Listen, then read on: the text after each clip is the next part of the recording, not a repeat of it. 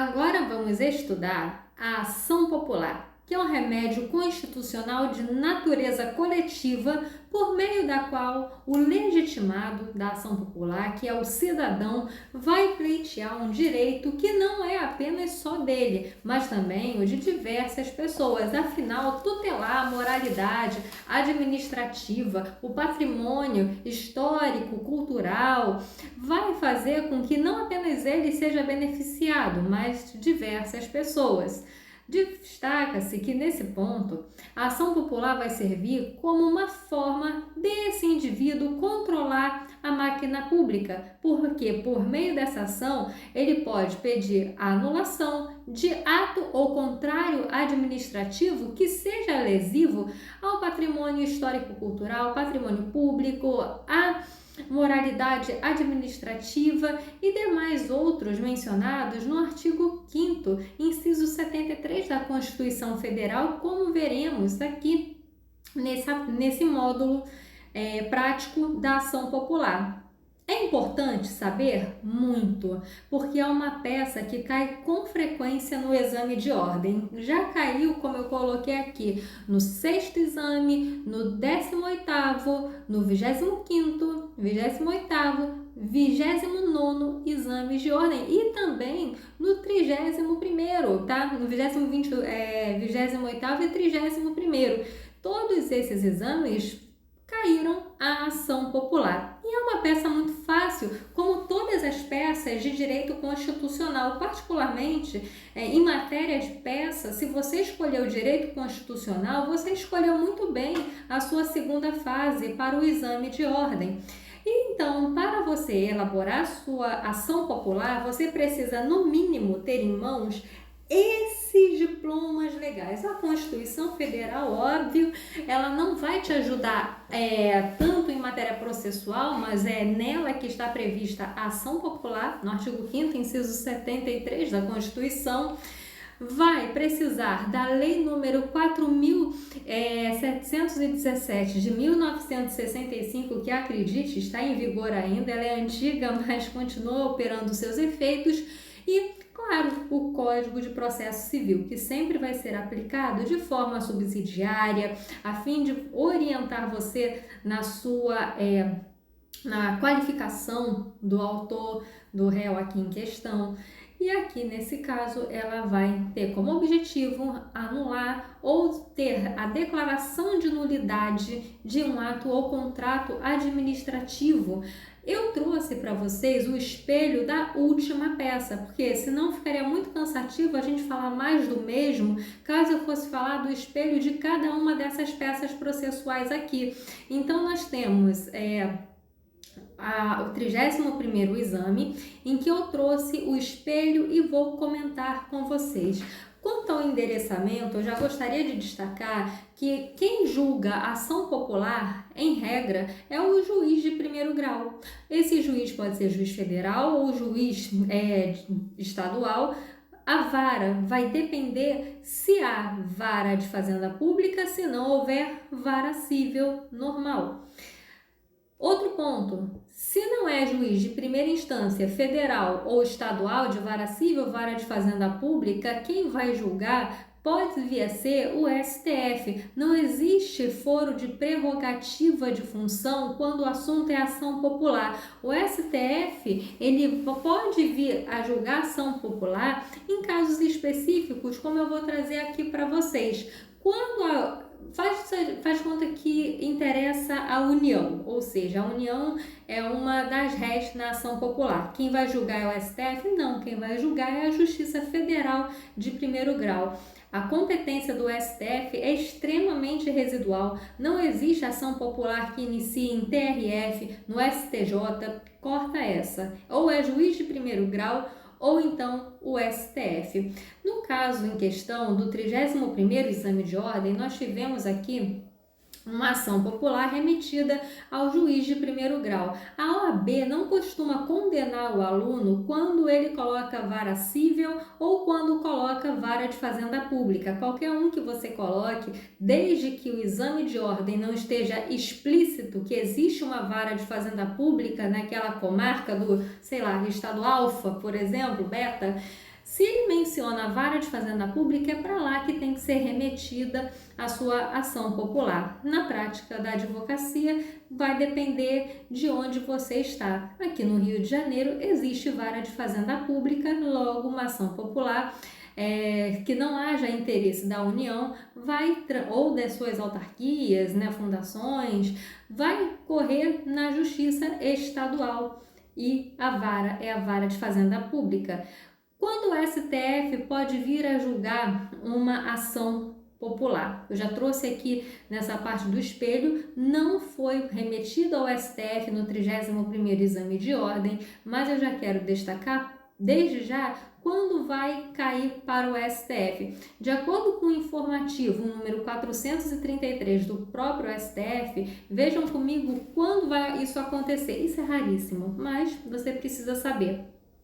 Causas e conflitos entre a União e os Estados, a União e o Distrito Federal, ou entre uns e outros, inclusive as respectivas entidades da administração pública indireta, ou seja, se dentro daquela ação popular houver exatamente um conflito federativo entre a União e os Estados. Não, isso aqui interessa ao Estado. Não, mas interessa à União. Se começou esse conflito de interesses aqui, ela vai ser julgada pelo STF. E nas ações em que todos os membros da magistratura sejam direto ou indiretamente interessados, e aquela em que mais da metade dos membros do tribunal de origem estejam impedidos ou sejam direta ou indiretamente interessados. Ou seja, a ação popular tem relação com a questão da magistratura, eles são interessados nessa questão,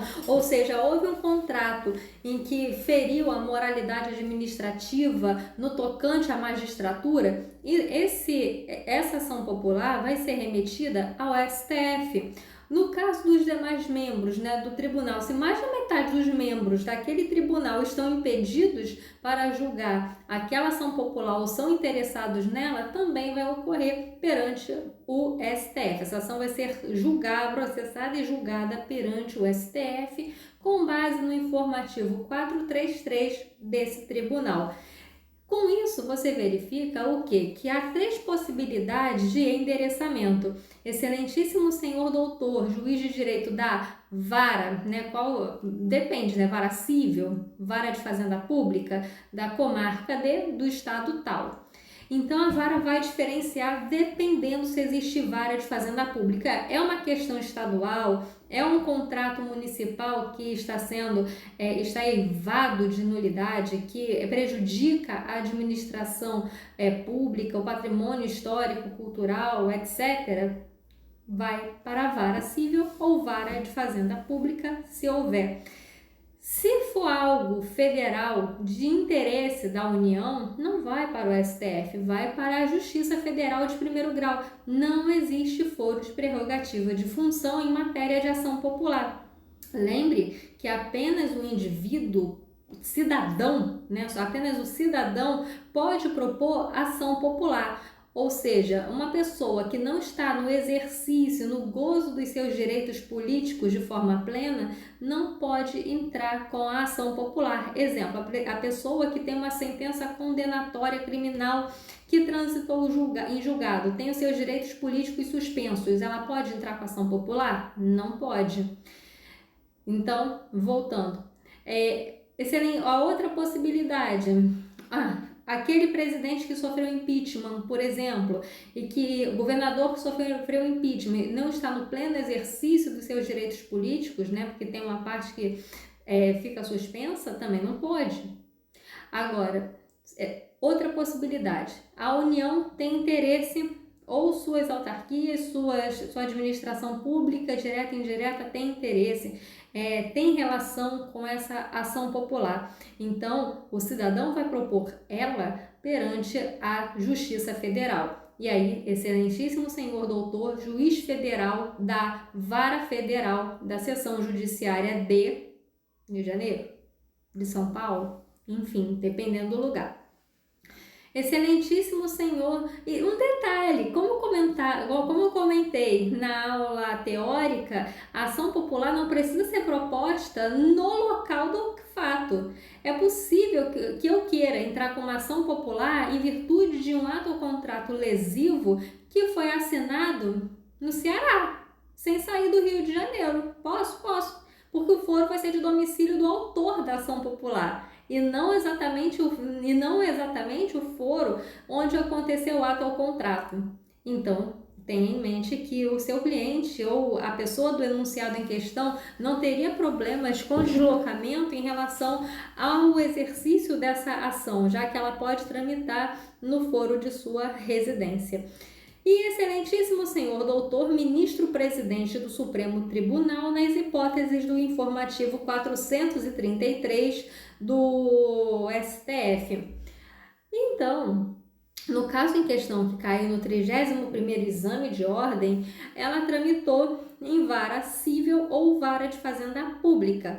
A Fundação Getúlio Vargas pontuou completamente qualquer uma das hipóteses que o aluno, o candidato, colocou na hora de fazer a sua ação popular. A legitimidade ativa, inclusive a prova da OAB cobrou que fosse colocado um capítulo específico para falar sobre a legitimidade ativa, colocou que é o cidadão brasileiro, né? Então, fulano de tal qualifica de acordo com o Código de Processo Civil, né? O artigo 319, mas não se esqueça de colocar logo de cara que ele é cidadão em pleno exercício dos seus direitos políticos, conforme, por exemplo, a gente vai ver daqui a pouco na parte em que eu ensino a parte prática, mas já adiantando, que já está no exercício, que tem como comprovar que está no gozo dos seus direitos políticos por meio de certidão de quitação na Justiça Eleitoral, inscrito no título de eleitor número tal,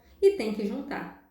Tá? Não basta falar que é eleitor, não basta falar que está quite com a Justiça Eleitoral, é essencial juntar esse documento aos autos, ou seja, uma foto do título de eleitor, um print, por exemplo, do e-título ajuda. Também vai colocar uma certidão da Justiça Eleitoral para mostrar que não tem nenhuma pendência em matéria de votação, até porque uma pendência em relação a não votar é muito fácil de ser resolvida, principalmente agora com o advento do e-título, né? O aplicativo, isso se tornou ainda mais fácil. Não justifiquei no prazo, e agora? A multa nem é alta, é em torno de R$5. Pois bem, então você vai preparar um item falando sobre a legitimidade ativa e vai explicar que é um cidadão ou cidadã brasileiro, brasileira, no exercício dos seus direitos políticos. E aqui, nesse caso, você vai fundamentar com base no artigo 5º, inciso 73, e artigo 1º da Lei 4.717 de 65, que estabelece que apenas o cidadão pode entrar com ação popular. Simone, Ministério Público pode entrar com ação popular? Não, mas ele pode seguir substituindo o autor, caso esse autor desista. Simone, pessoa jurídica pode entrar com ação popular? Não, pessoa jurídica não vota. Inclusive, existe súmula referente a isso que eu coloquei na parte teórica, que pessoa jurídica não tem legitimidade para entrar com ação popular. Quanto à legitimidade passiva, galera, coloque todo mundo que aparece no enunciado da OAB. Todo mundo. Desde, por exemplo, o secretário que permitiu, o prefeito que aprovou, os beneficiários. Se você não souber o beneficiário, tudo bem, não é obrigado a colocar o beneficiário. Ou seja, você tem que colocar todo mundo que aparece no enunciado da questão. Todos os envolvidos naquele ato ou contrato que viola o poder público, que de certa forma viola o interesse não só do poder público, como o seu interesse como cidadã.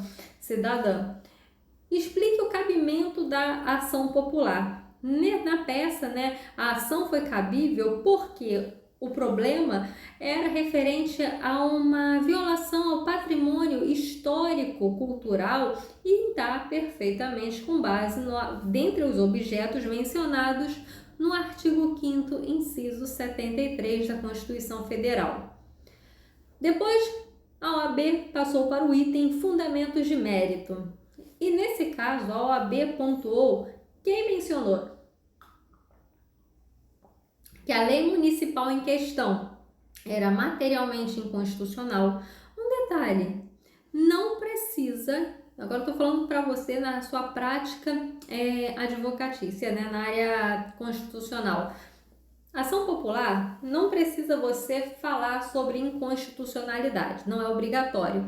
Se você vê que o ato ou contrato lesivo é inconstitucional, aí sim você menciona a inconstitucionalidade, mas não é necessariamente obrigatório que haja inconstitucionalidade para você entrar com a ação popular. Basta que o ato seja lesivo, de acordo com o artigo 5º, inciso 73, e que esteja amparado na Lei nº 4.717, que diz exatamente quando é o caso de declaração de nulidade ou mera anulação daquele ato ou contrato que foi efetuado. E aqui na OAB, ela pontuou quem estava alerta à inconstitucionalidade da lei municipal em questão. E essa lei era materialmente inconstitucional em virtude da afronta do dever do município de proteger os bens de valor histórico, com base no artigo 23, inciso 3 da Constituição, e artigo 30, inciso 9. Ora, se o município tem que proteger os bens históricos, logo, uma vez que não está protegendo e o indivíduo está revoltado, ele quer que proteja e vê que aquilo ali, por exemplo, se fosse algo, para você ter uma ideia, você tem um sítio arqueológico de valor histórico, aí o prefeito do município, junto com outras empresas, decidem abrir uma via naquela área de valor histórico. Gente, cabe ação popular. Isso está violando o patrimônio histórico. E aí quem vai entrar como réu, por exemplo? A empresa, né? As empresas envolvidas, eventuais beneficiários, o prefeito que permitiu isso, e esse ato é inconstitucional. Por quê? Porque não está respeitando o patrimônio histórico daquele estado. Então você pode arguir sim a inconstitucionalidade também em sede de ação popular.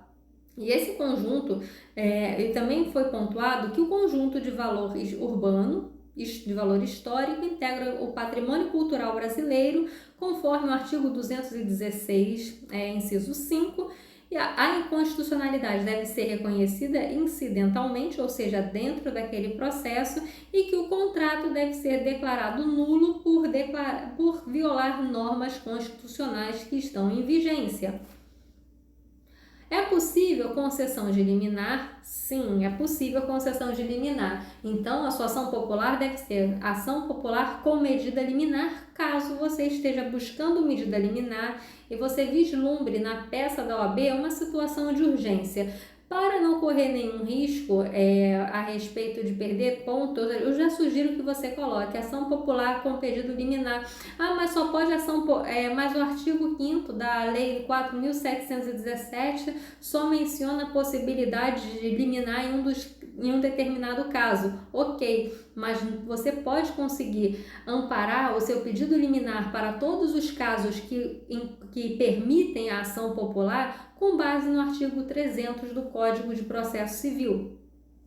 Depois veio a parte dos pedidos. E então, a OAB pontuou apenas esses pedidos. Tem mais pedidos que devem ser feitos em ação popular? Tem, mas a OAB nem considerou e ela simplesmente ficou satisfeita com esses requisitos.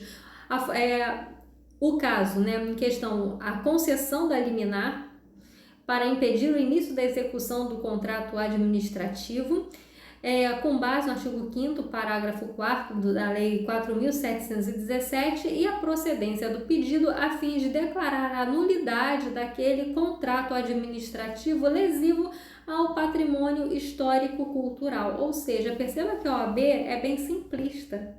Ela quer que você peça duas coisas. 1. Liminar. 2. procedência do pedido de mérito em ação popular. E assim você já pontua. Simone, mas na peça prática que você colocou aqui tem mais pedidos? Claro! Eu quero te ensinar a ser perfeito. Isso aqui é um arrase nas peças de direito constitucional. Não é embrulha e manda uma peça de direito constitucional e tá bom. Não, tem preocupação real com a educação e com a sua advocacia constitucional, porque eu acredito na força dela. Então, por isso que na parte prática, eu te ensino como devem aparecer todos os pedidos em uma ação popular. Mas eu alerto a você que a OAB não exige que você decore tudo. Se você decorar que tem que fazer o pedido de liminar e o pedido de declaração de nulidade ou anulação do ato administrativo em questão, a OAB já está feliz e pontuando. E aí vem o fechamento, o valor da causa, local, data, advogado, OAB. Não vá colocar na peça da OAB o seu nome como advogado ou advogada, pelo amor de Deus. Se identifica a peça, isso te elimina. Não faz isso. Não identifique.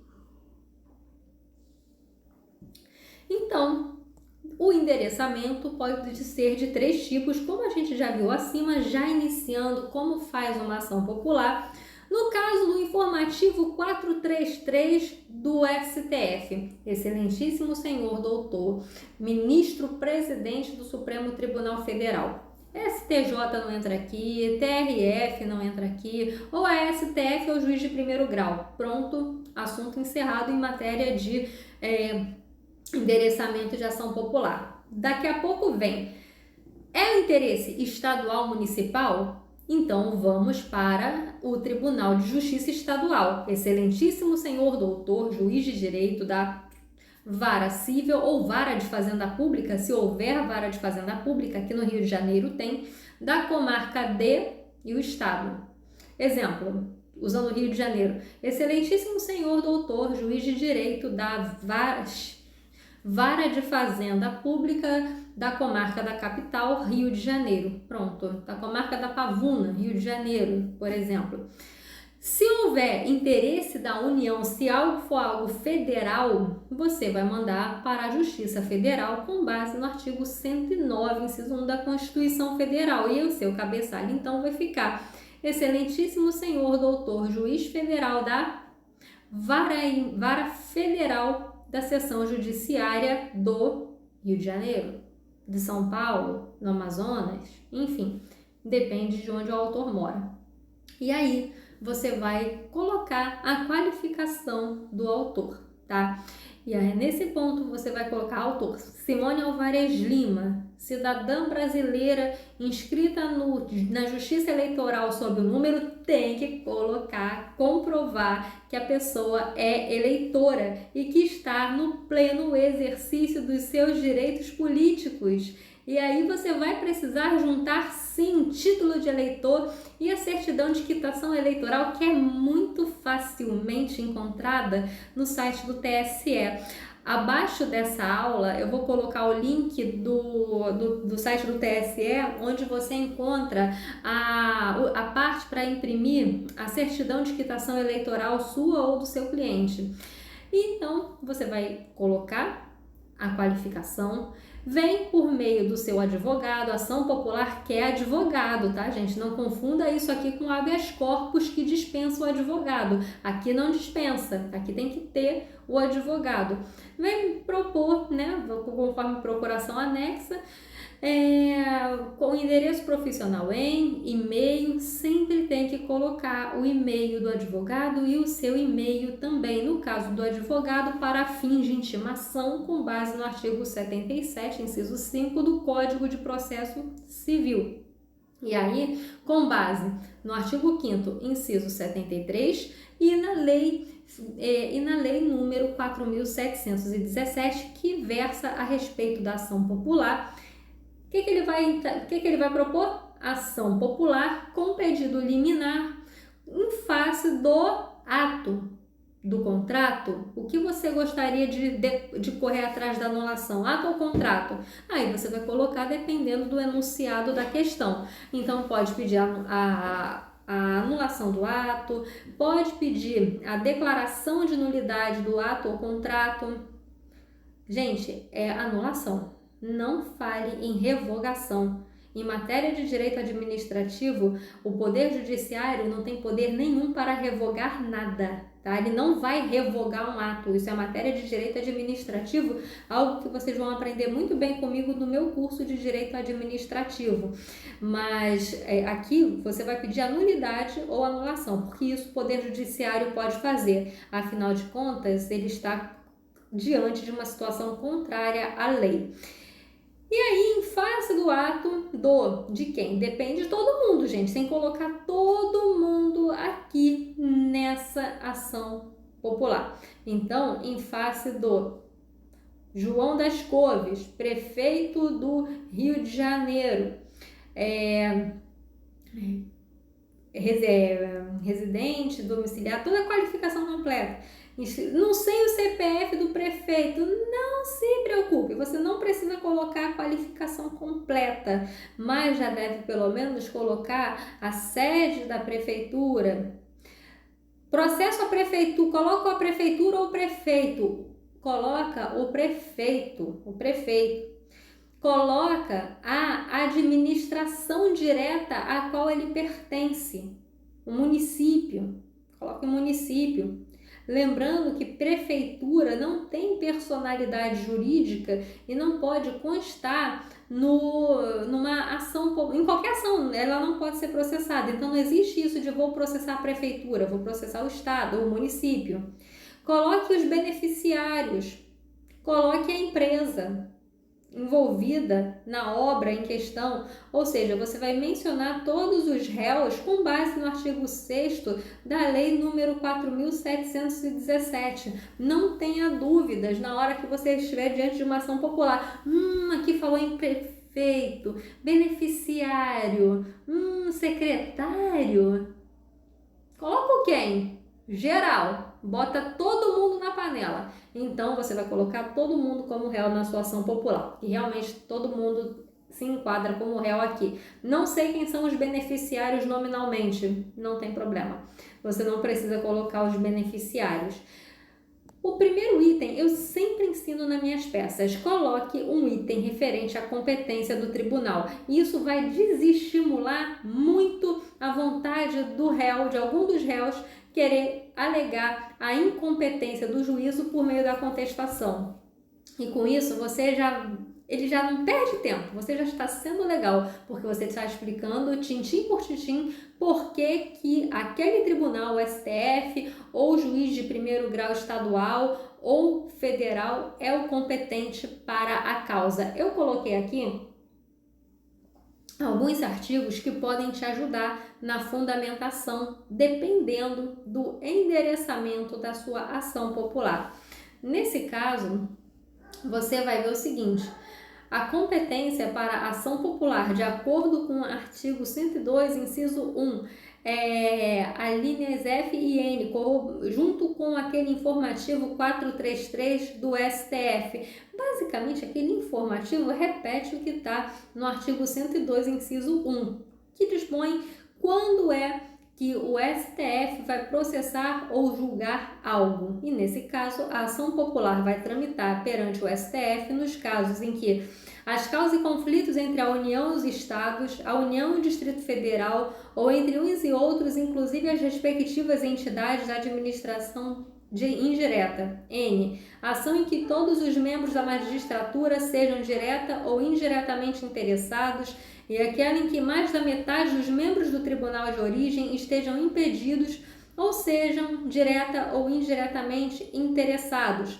Quanto à Justiça Federal e à Justiça Estadual, a competência vai estar de acordo com o artigo 5º, artigo 5º da Lei número 4.717. Vamos ler juntos.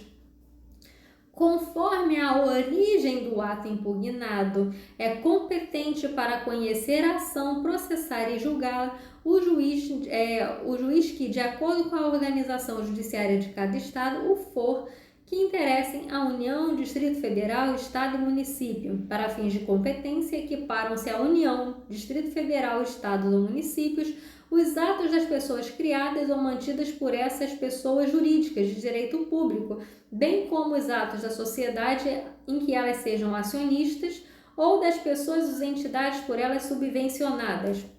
Vamos ser mais práticos indo para o parágrafo 2º. Quando o pleito interessar simultaneamente a União ou qualquer outra pessoa ou entidade, será competente o juiz das causas da União, ou seja, o juiz federal.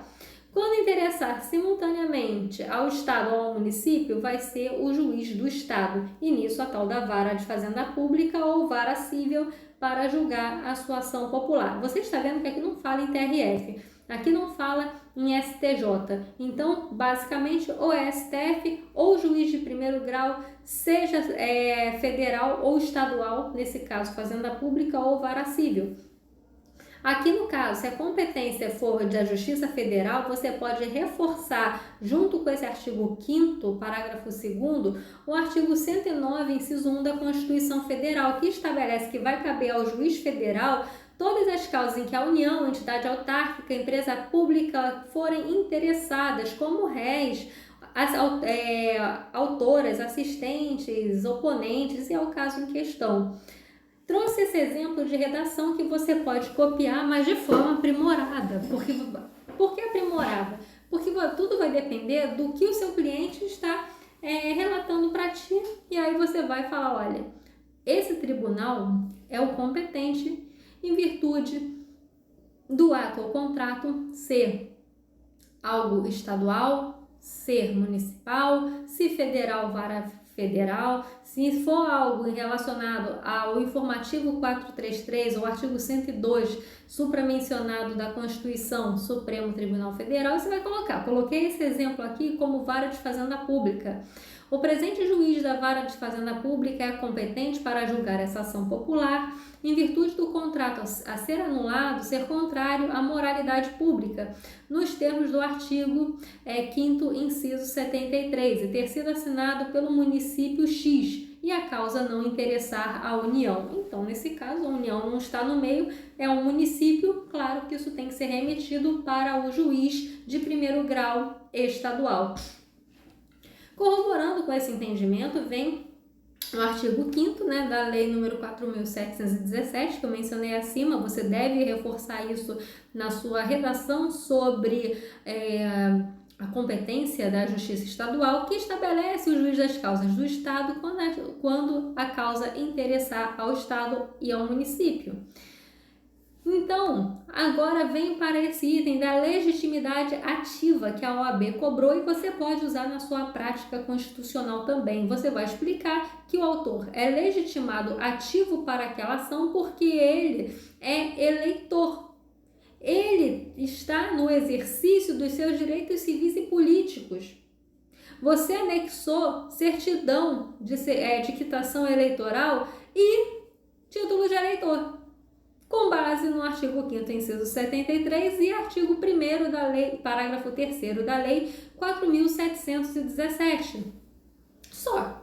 Ou seja, você vai justificar a legitimidade ativa daquele eleitor, daquela pessoa que está entrando com a ação popular, com base no fato dela ser eleitora.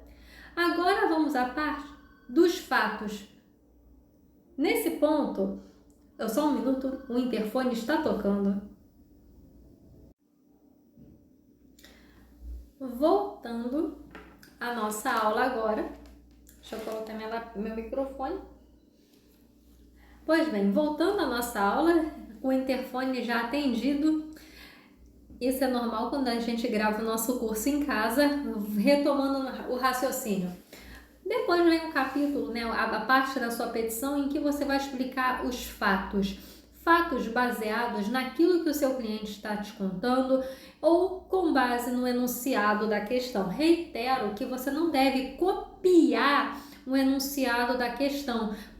Leia o enunciado, coloque com as suas próprias palavras, não deixe faltar informação que foi mencionada no enunciado, mas também não invente situações. Então, como por exemplo, o prefeito assinou aquele contrato porque foi coagido pelo governador. Se não fala nada de coação pelo governador, nem fale isso. Apenas foque em descrever o caso de acordo com o enunciado ou de acordo com o seu cliente, sem inventar dados que não existem. E aqui nesse caso, você vai explicar que o autor o autor é uma pessoa, é um cidadão, como você já descreveu acima, e que ele tem interesse na preservação daquele patrimônio público, histórico, cultural, tem interesse na moralidade administrativa em virtude da ação popular ser uma forma que o indivíduo tem de também controlar a máquina pública. Você pode usar doutrina, jurisprudência, algo que você vai mencionar na parte do direito, mas que nos fatos você já pode explicar tudo o que aconteceu e por que essa pessoa, por que esse eleitor, esse cidadão está tão interessado naquela anulação do contrato ou do ato administrativo em questão ou a declaração de nulidade. Você vai explicar tintim por tintim, na parte dos fatos, como cada réu contribuiu para aquele contrato ou ato lesivo. Então você vai dizer, por exemplo, o prefeito assinou o contrato, o secretário do meio ambiente confirmou, deu andamento ao contrato, foram chamadas as empresas X e Y para, por exemplo, criar aquela rua, né, aquela passagem em uma área ambiental. Ou seja, você vai mencionar o porquê que cada uma daquelas pessoas é ré na ação. E para isso você não tem que ficar focado nas questões do direito, do mérito. Se fosse matéria de mérito, a gente estaria no capítulo do mérito. Aqui você vai contar os fatos. Você vai dizer o porquê que há o interesse em preservar aquele bem em questão e dizer claramente como cada réu contribuiu para a lesão, aquele ato ou contrato lesivo ao interesse público. E não deixe de mencionar que essa ação popular é tempestiva, porque a ação popular prescreve em 5 anos. E com isso, você deve explicar que ela atende ao requisito do artigo 21 da Lei nº 4.717 e logo ela é tempestiva porque o ato foi efetivado no mês do ano tal, dia, mês do ano tal, ou o ato foi praticado no dia ou mês do ano tal. Ou seja, você vai dizer quando aquele ato ou contrato foi efetivado, a fim de comprovar o porquê que essa ação popular é tempestiva. Então, temos esse prazo de 5 anos. Quanto aos fundamentos de mérito, você vai trazer todas as questões de direito envolvidas em questão. Você vai trazer doutrina, jurisprudência, lei, a Constituição. Você vai apontar tudo o que fundamenta o seu pedido. Então você vai explicar o porquê que aquele ato ou contrato administrativo é lesivo ao patrimônio público, à moralidade pública. Olhem só os objetos da ação popular. Tem que ter esse artigo 5º, inciso 73, na sua ação popular. Ele estabelece o seguinte: qualquer cidadão é parte legítima para propor ação popular que vise anular ato lesivo ao patrimônio público ou de entidade da qual o Estado participe, a moralidade administrativa, meio ambiente, patrimônio histórico-cultural, ficando o autor comprovada a má-fé, isento de custos judiciais e ônus de sucumbência. Então, nesse caso, você vai explicar que aquele ato ou contrato é lesivo a uma dessas hipóteses contempladas no artigo 5º, inciso 73. E vai mencionar que esse ato é anulável dependendo se for anulável, ou que ele é nulo caso a lei estabeleça diretamente que ele é nulo. Como eu vou fazer isso? De forma muito fácil. Em relação ao ato anulável, o artigo 3º da Lei 4.717 menciona esse ato aqui como anulável. Os atos lesivos ao patrimônio das pessoas de direito público ou privado ou das entidades mencionadas no artigo 5º, parágrafo 1º, cujos vícios não se compreendam nas especificações do artigo 2º, serão anuláveis segundo as prescrições legais. Destaca-se, que se o assunto envolver moralidade administrativa, não é nem questão de anulabilidade, é de nulidade, porque o ato ou contrato será contra a lei. Que lei? Artigo 37, inciso, aí os incisos você não precisa mencionar o inciso, que é o caput. Artigo 37 da Constituição Federal. E aí, inclusive, você pode falar, sabe o quê? Que aquele ato ou contrato é inconstitucional e requerer a inconstitucionalidade dentro do processo, caso seja alguma lei em questão ou anulação em questão desse ato ou contrato, com base na inconstitucionalidade dele. Aqui não é nem o caso de anulação, aqui é o caso de inconstitucionalidade, que você pode pedir a declaração dentro do processo. Perceba que um ato ou contrato que é contrário ao artigo 37 da Constituição, o qual contempla a moralidade como um dos princípios norteadores da administração pública, é algo que viola a Constituição, porque viola o princípio da moralidade, logo viola o artigo 37, logo é inconstitucional. Algumas situações não são caso de nulidade ou inconstitucionalidade, mas sim de declaração de nulidade, ou seja, não é anulabilidade e nem inconstitucionalidade. O ato por si já é nulo, mas ele precisa ser declarado nulo. Então, se a hipótese se encaixar num dos casos do artigo 2º ou 4º, estamos diante de uma situação de nulidade. E é esse o pedido final que você vai fazer na parte dos pedidos, a declaração de nulidade. Preciso decorar? De forma alguma, em nenhum momento. Tanto que na prova da OAB você pode usar o código. E segundo, porque na prática da advocacia constitucional você vai ter qualquer lei a seu dispor a qualquer momento. Você vai ter lei, jurisprudência, doutrina, então não precisa decorar. Você só precisa ter em mente o seguinte: esse ato aqui se enquadra no artigo 2º ou 4º? Não. Então é o caso de anulabilidade. Eu posso reforçar isso com inconstitucionalidade? Pode-se violar a moralidade administrativa, por exemplo, ou outras hipóteses, como a incompetência do município, para o caso em questão, como foi mencionado na prova da OAB. Algumas questões aqui, o artigo 2º já vai falar sobre nulidade. E então, você já vai pedir a declaração de nulidade. Lembrando que uma vez nulo esse ato ou contrato, ele não vai ter efeito nenhum, nem antes e depois, porque a declaração de nulidade tira qualquer efeito relacionado ao antes dessa ação. O anulável produz efeitos daqui para frente, ex nunc, não retroativos. Já contra a nulabilidade, a nulidade, a declaração de nulidade tem efeitos retroativos, ex tunc, retirando do ordenamento jurídico todos os efeitos, atos e contratos que se enquadrem nas hipóteses do artigo 2º ou artigo 4º da Lei nº 4.717. São nulos os atos lesivos ao patrimônio das entidades mencionadas no artigo anterior, nos casos de incompetência, vício de forma, ilegalidade do objeto, inexistência dos motivos e desvio de finalidade. Também são nulos.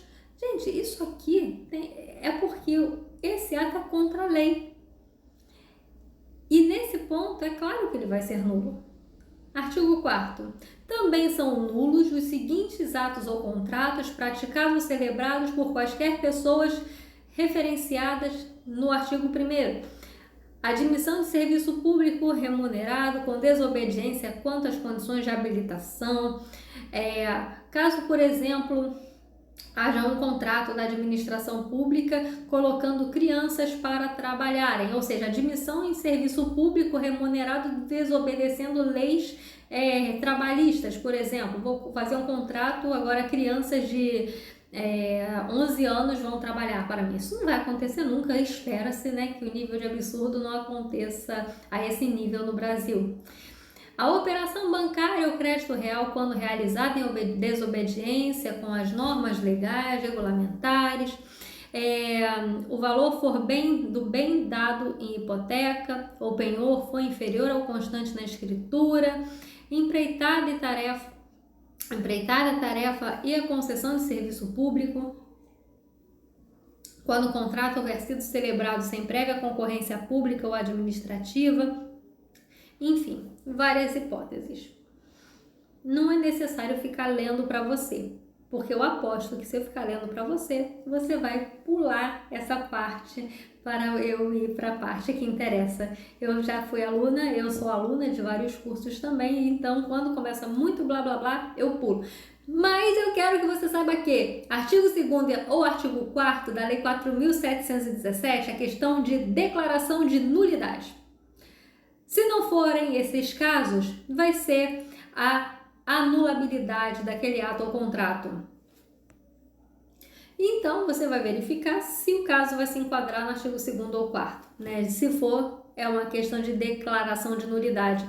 Então, você vai reforçar o seu pedido com outros artigos da Constituição e até mesmo artigo de outras leis, porque aqui é a parte do mérito, aqui é a hora de você falar tudo relacionado à legislação que envolve, que ampara o seu pedido, o seu pleito. Ou seja, se é uma decisão que fala sobre meio ambiente, se é um pedido referente à anulação em virtude de dano, em virtude de prejuízo ao patrimônio histórico-cultural, e aquele meio ambiente em questão venha a ser parte do patrimônio histórico e cultural, você pode, por exemplo, usar a lei, como eu mencionei aqui, a lei número 9.605 de 98, que traz questões relacionadas ao meio ambiente. O Decreto-Lei 25 de 1937, que ainda está em vigor, organiza a proteção do patrimônio histórico artístico nacional, ou seja, você vai embasar com base na Constituição, com base na Lei 4.717, isso é o mínimo esperado.